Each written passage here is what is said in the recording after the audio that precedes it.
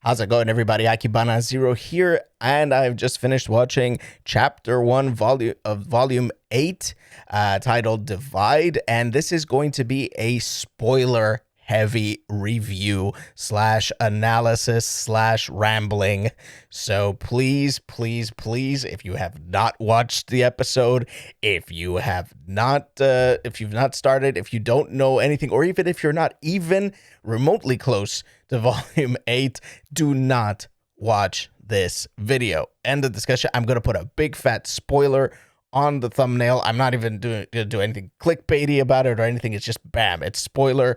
This is for people who have watched it to discuss and hear my opinions on this chapter. So as there is also a spoiler-free review, if you kind of want to just get a few quick thoughts that I've had that are as spoiler-free as possible. I also give a bit of forewarning on what I mean by spoiler-free. So yeah, it's going to appear there. So yeah, click over there and watch that if you haven't seen chapter 1 yet, or, go click over there first to get a bit of a preview on my thoughts. I don't know. It supports the channel. Go do that. Thank you. The thing that I want to first of all express that I've said in the previous video, as well as I love how they've tied in this episode with the previous one. It kind of feels like it flows very naturally from one to the next. And I guess this is one of the first times they've done like this very cliffhanger sort of tie-in from one episode to the next, and they did it very effectively, very masterfully, I have to say. Actually, I did love how we started off with what appears to be Cinder scrubbing the floor, which gave me so many Cinderella vibes and reminded me so much also of the classic Disney cartoon. And I guess is that what Cinder is based off of? I don't know. I have no idea. So I did really like generally what they did with Salem there. I felt the full weight of what makes her so scary and so mysterious and so powerful all in one go. I mean, the way that the voice actress, like, I apologize, I don't know her name. I don't know any of their names, guys, or at least I know some of them, so please don't hold this against me. But she did a really bang up job, like, conveying all of that really undertoned anger, the kind that, I'm not gonna let it out, but I'm just gonna imply it, and it makes it just completely sidelining Cinder, undermining everything she has to say, which puts Cinder in a very interesting direction, in my opinion. I don't particularly like Cinder. She creeps me the hell out, but I do like what they're doing with this now. I mean, this is where they're gonna bring out the full wrath or angst or whatever she has from the past, and that all gets conveyed and foreshadowed right from that scene where she's scrubbing the floor. So we're probably going to learn a lot about her past. It's probably going to, if this is based off Cinderella, there's going to be some connections with, the evil stepmother. I wonder if there's going to be a Prince Charming in this case. I might be wrong about all this, so make sure you correct me in the comment section below as well. I could be completely wrong and off about all of this. Again, like somebody pointed out in my comments from my previous videos, the Grim Claw is kind of climbing its way up her arm and is all the way to her shoulder now, and I guess she might be going full Grim. Now, this makes me wonder why nobody is actually pointing this out to her or something, or if she is aware of it and she doesn't care at this point because she's so full of rage. I don't know. But still, it's Cinder definitely going to go off the rails in this volume for sure. I did really, really enjoy very much the conversation between Team RWBY and Team Ranger. Oh, Ranger, Junior, what the hell am I supposed to? Junior, right? We call them Junior at this point. Team Junior and Oscar, and I thought that was like some very, very great voice acting going on in there as well. I expressed this in my spoiler-free review. I feel like the voice acting just keeps getting better and better. I really appreciate the job that they've been able to pull off, especially considering the circumstance of the pandemic and how they have also evolved as voice actors. It's just absolutely amazing. And That is one of the things I really enjoy about watching RWBY is how this whole show just keeps evolving. The details, the acting, the technical fidelity, even the combat, how it's gotten so much better at this point. I mean, it's not Monty levels, but we don't need them to be.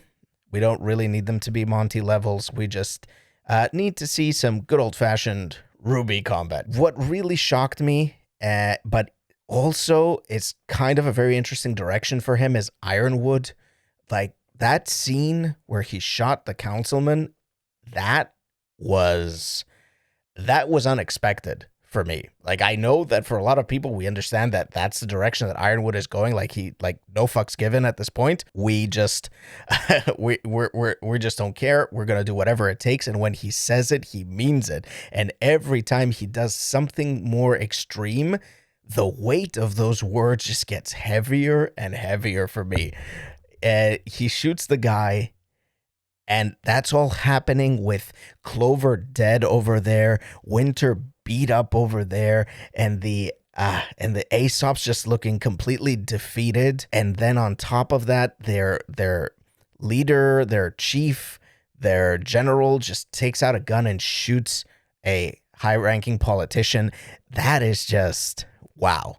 Like, that whole scene, massively powerful. That's kind of cements it that Ironwood is just going full North Korea. I don't even know what to call this, right? Okay, he's going full Nazi. Is he going like I'm just becoming inappropriate at this point, but that is how I feel, and they executed it very, very well too. They managed to nail those beats very, very well. And then we got poor Penny. And Penny is also in a pretty bad spot. I mean, we've always seen Penny as this brightness, this bright sun that just comes down from the sky and makes everything happy by saying salutations, right? And suddenly now she's experienced something worse than her, like, you know, her dismemberment, her slicing and dicing, right? She's seen a person die and transfer her soul, her powers to her. That is heavy. And I wonder, with Pietro in the mix, like, what's gonna happen there? Are they gonna kill Pietro at some point, or is they're gonna injure him, or something bad's gonna happen to him, and that's just gonna get Penny to go completely off the rails? She's just definitely not well. That's what I'm feeling here. Very very, very well executed as well. And I did really find it very ominous when Ironwood called her and said, "I'm worried about you. Come back. The people need you." He's just playing that manipulative tug of war with her emotions. I am very stoked for what's going to happen next in this volume. Like, this setup is very strong. I hope that we're only gonna keep going from here on out, because the only thing we don't know about is Crow.